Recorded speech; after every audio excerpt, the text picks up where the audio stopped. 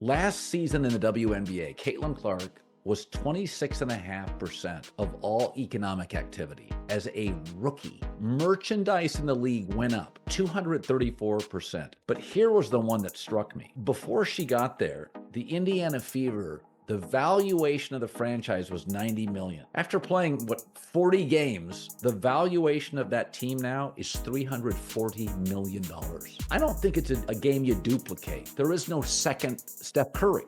There is no other player that plays like that. She could be $1 billion athlete. Like, when I see these numbers, I'm like, oh, this is... Whoa!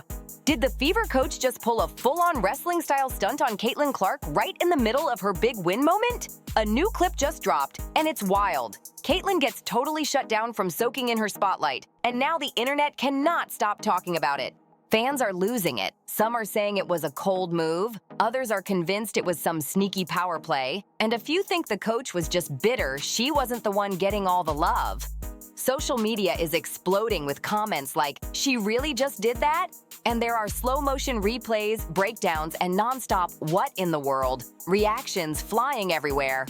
Just picture this. Caitlin is killing it on the court, crowd going insane, cameras flashing like crazy. And then out of nowhere, her own coach steps in like a nightclub bouncer and grabs her back. It's the kind of awkward energy you get when someone tries to bring a huge soda past airport security. Totally unnecessary and over the top. The look on Caitlin's face? Priceless. Pure shock. No meltdown. No anger. Just that frozen second of, did that really just happen to me right now? Like she suddenly realized that even her hard-earned moment isn't safe from being snatched away in Indiana. And let's be honest, this didn't feel like some innocent mix-up. Nope, it came off like the perfect messy twist in a saga that's been brewing ever since Caitlin stepped foot in the league. It's almost like every time she shines, there's always someone hovering with their own rules for how she should behave, checklist ready to kill the vibe. You'd think that after everything Caitlin has done for the league, she'd finally get the freedom to just be herself. But nope, even celebrating seems to need a stamp of approval from the bosses now. This woman is selling out arenas, electrifying fan bases, and turning casual viewers into ride-or-die WNBA fans. She's literally reshaping the entire league. And yet, the same franchise that should be rolling out red carpets for her is treating her like some nervous intern who got a little too happy during a dull Monday meeting. There's supposed to be a difference between structure and flat-out sabotage. But this coaching staff?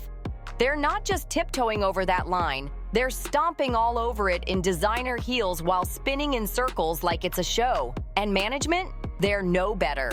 It's like they won the lottery with a once-in-a-generation superstar and instantly handed her a list that basically says, don't celebrate too much. Make sure you let the ones missing open shots get some shine, and whatever you do, don't outshine us. Like this clip getting shown again, and it's just, in my opinion, is completely unacceptable. It is completely unacceptable. Like, if a coach did this to any other player in the league, they'd be fired. Or they'd at least be questionable and being fired. Then goes and hits a step back three on JC Sheldon. And she goes, the whole crowd's going nuts. And she comes, and she's getting subbed off, by the way, at this stage. She's getting subbed off for the game. She doesn't go back in the game at this stage. So it's not like it's a close game. They're up 20. She does not see the floor again. Caitlin Clark is there hyping up the crowd. She's there trying to hype up the crowd. Exactly what you want. Exactly what you want. You want to see this version of Caitlin. You want to see this player. And watch what happens here. So the coach just grabs her. Just grabs her out of nowhere. And I'm like, I don't think there's anything too malicious in that. I don't know if there's anything too malicious. We don't know what's said. But like, you can't... Caitlin Clark getting basically wrecked. This is one of the worst decisions that I have ever seen any league engage in. Caitlin Clark is the biggest draw for a team sport in my life relative to the audience that would be fans of the sport without her. Bigger than Michael Jordan was for the NBA, bigger than any NFL star has ever been. All of those sports were very popular before those athletes got there. Caitlin Clark is the golden goose. Every game she is dropping golden eggs, and they are trying to strangle the golden goose to death. It's one of the dumbest things. Caitlin Clark wasn't drafted just to sink threes. She was brought in to transform the game. But every time she steals the spotlight, there's this weird pushback creeping in. First, her minutes mysteriously get cut down. Then, her own teammates look like passing her the ball might physically hurt them. And now this, her coach yanking her mid-celebration like she's some wild kid running loose at Disneyland. Let's be honest, this wasn't some harmless mistake. It was a total buzzkill. Caitlyn's been hyping up crowds since her college days. It's her trademark energy. It's exciting. It fires up the fans, and it fuels her entire squad. But instead of letting her own it like the star she is, the Fever staff acts like they'd rather see her celebrate in a quiet back room with a librarian giving her a single polite clap. And for what reason? She didn't break some hidden rule. She's out here shattering ratings records and putting the WNBA on the map like never before. But apparently, that's still not enough for this coaching crew, who seem way more concerned with optics than actually stacking up wins. Let's be real, this has nothing to do with discipline or team chemistry, no matter what kind of polished PR excuse they try to feed fans. This is all about control. It's about a coaching and management team that looks more intimidated by Caitlyn's superstar glow than inspired by it. The whole situation just screams insecure, unprepared, and totally in over their heads. It feels like they never expected to land a player this massive, so instead of rising to the occasion, they're trying to shrink her down to fit their comfort zone. And honestly, it's just sad. You can see it on her face when she gets benched right as she's heating up, when her minutes vanish out of nowhere, when teammates suddenly act like she's invisible on the wing. It's not just frustrating, it's heartbreaking to witness. Look at her eyes, that split-second flash of disbelief, like there's a silent scream trapped inside. Caitlyn's a baller, a competitor, a total pro, but she's still human.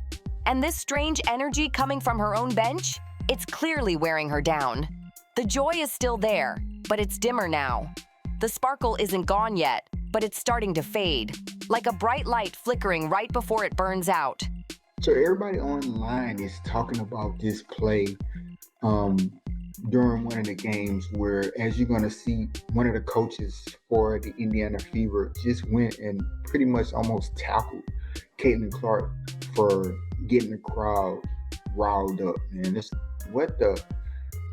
why is she doing it? And I want to say that's this lady right here, Karima Christmas Kelly, one of the assistant coaches. And as you see right there, she just seemed to have went and grabbed the Caitlin Clark as Caitlin Clark was trying to get the team, the crowd amped up for a big time game. At some point, the real question becomes impossible to ignore. Why should she stay?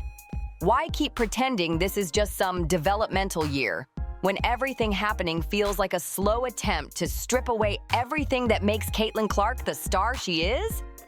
And let's be real, there's an even bigger conversation hiding in plain sight. The longer this drags on, the more obvious it becomes. There are people in charge who clearly have no clue how to handle a white woman breaking out of the usual mold of WNBA stardom. She doesn't fit the safe little narrative they're used to. Caitlyn isn't out here playing politics or picking sides in messy identity debates. She just wants to hoop, light up crowds, and win games. But that actually makes her a problem for the folks upstairs, the ones who prefer scripted underdog stories they can micromanage. And now, it's starting to feel like she's being punished for being way too good, way too fast. Fans aren't dumb. They see it all.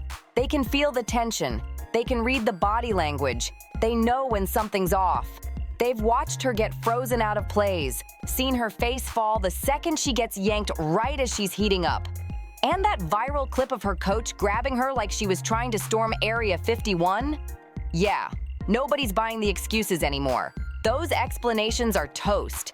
Because the problem was never Caitlin Clark. The real issue is everyone around her who can't seem to handle Caitlin Clark. She's been a rock since day one. Driven, focused, relentless, the spark that's setting the whole league on fire. She's brought more attention to the WNBA in months than some managed in years. Yet somehow, her own franchise is acting like she's a PR risk instead of the walking goldmine standing right in front of them. It's wild. Can you even picture the marketing meetings? Hey team, let's tone down our biggest star, dull her shine, and stop her from being amazing. Like, seriously, who thinks that's a good idea? And if this is really the road the Fever wants to stay on, don't be surprised when Caitlyn eventually walks in, looks around and says, nope, I'm out. There's only so much shady treatment, behind-the-scenes power plays, and career roadblocks a person can take before finally saying, I've had enough. When that moment hits, half the league will be waiting with open arms, ready to give her the coaching, respect, and freedom she's earned. This isn't just a small coaching mistake. It's a masterclass in how to fumble a generational talent. Caitlyn's been fighting an uphill battle since day one. Nike even dragged its feet on her signature shoe deal like it was some half-funded side project. The league has been way too slow to protect her from cheap shots and constant shade. And now, her own team looks more focused on keeping her boxed in than letting her shine the way she should. That viral celebration grab? It wasn't just an awkward stop. It was the perfect symbol of what she's been facing ever since becoming the league's biggest name. Fans have had it. They're watching their favorite player get held back at every turn, and they're tired of hearing, trust the process, when that process looks like a total disaster. You don't build your entire franchise around a once-in-a-lifetime star just to treat her like she's stuck at some summer camp where counselors control her every move. At some point, enough really is enough. Of one of the assistant coaches chasing Caitlyn Clark down as she's riling up the crowd. And it seems like she's getting scolded, reprimanded, told, hey, all that hyping up, don't do that. Don't do it. Let's take a look here first.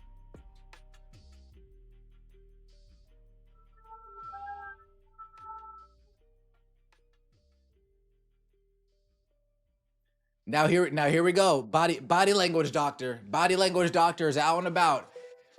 Caitlyn Clark's like, what the hell is... Now, I said this yesterday. I'm all for the veteran players. But at the end of the day, did we all forget that this is Caitlyn's team? Like, did y'all just throw that whole situation out the window? Number 1 draft pick, rookie of the year, breaking all the damn records like they're scratch-offs? Bruh. What is we doing here, dog? I mean, Stevie Wonder could see that they tripping, man, at this point in time. I mean, I want to see the Caitlyn we seen in Iowa. What happened to the Iowa CC? The greatness. I mean, bruh, we haven't seen the Logo 3 in a month. Either the Fever finally wake up and get it together, or they're going to lose the very player who made them matter in the first place. And if Caitlyn ever decides she's done with all this chaos, it won't just crush Indiana, it'll send shockwaves through the entire WNBA as the league's biggest star walks away from all the nonsense for good.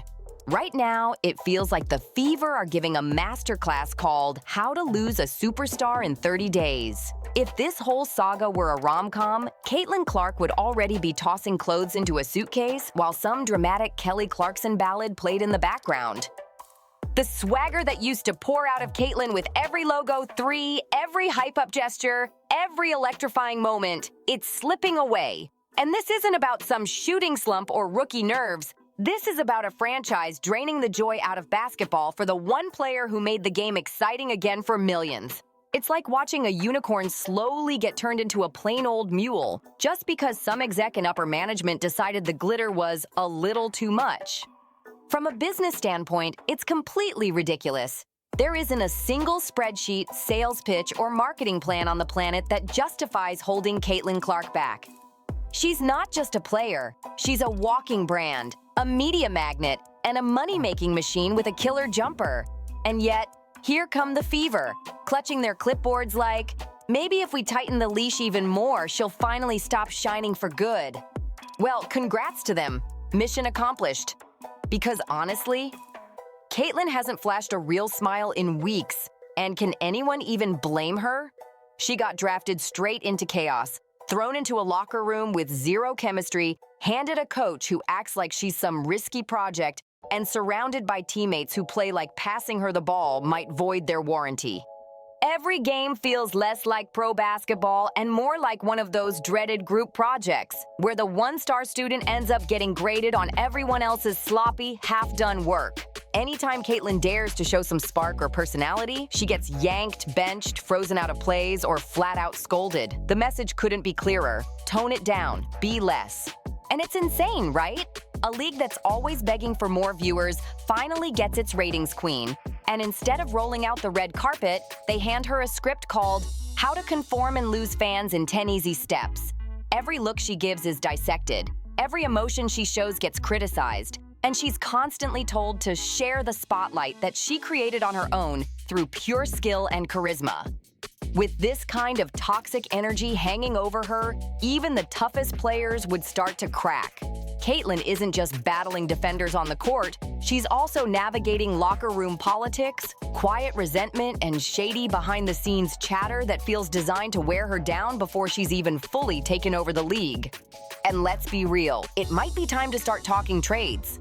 If this is how the Fever plan to treat the player who single-handedly saved their franchise, maybe the smartest move is an amicable split before things get even uglier. That is transpiring with the Indiana Fever, but I said this yesterday, there is definitely something going on within the locker room, the front office. Something is off, man. This is the third situation in one game we have had involving Caitlyn Clark and the coaching staff and pretty much another player. We had the Natasha Howard situation where Caitlyn Clark bent down to tie her shoe up because she knew Natasha Howard wasn't even going to pass her the damn ball. And I'm telling you right now, that whole situation is crazy in itself.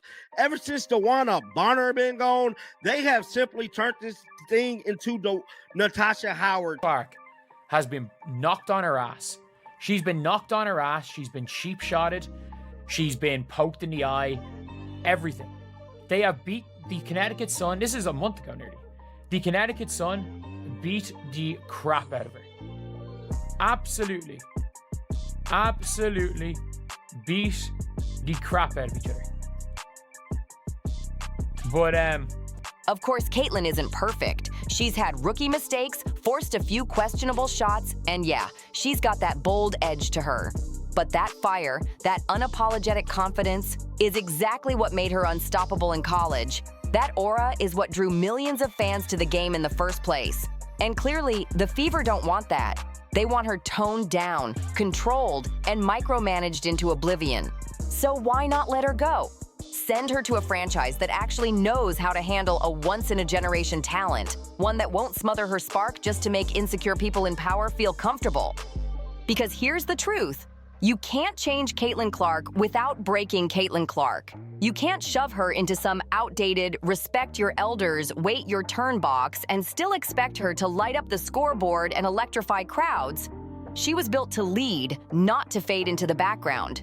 She was born to pull up from the logo, drop threes, and own every arena she steps into. Not tiptoe around fragile egos who care more about hustle stats than actual wins. And every single time she's forced to stand back and watch some sloppy play unravel right in front of her, that's another marketing moment dying in real time. And the Fever are the ones letting it happen. Somewhere out there, another team is watching this entire mess play out and quietly clearing cap space, just waiting to make their move. Because let's be honest, Caitlyn Clark doesn't need Indiana to thrive. But Indiana without her? They slide right back into being just another forgettable team on the schedule. The Fever better wake up fast or set her free, because if Caitlyn's the one who finally pulls the plug, she's taking the league's brightest spotlight with her. And when that happens, Indiana won't just lose games, they'll lose the superstar who made them relevant in the first place. If you stuck around till the end, drop your thoughts in the comments, smash that like button, and share this with anyone who needs to see it. Don't forget to subscribe for more wild breakdowns, messy drama, and unfiltered takes just like this. See you in the next one.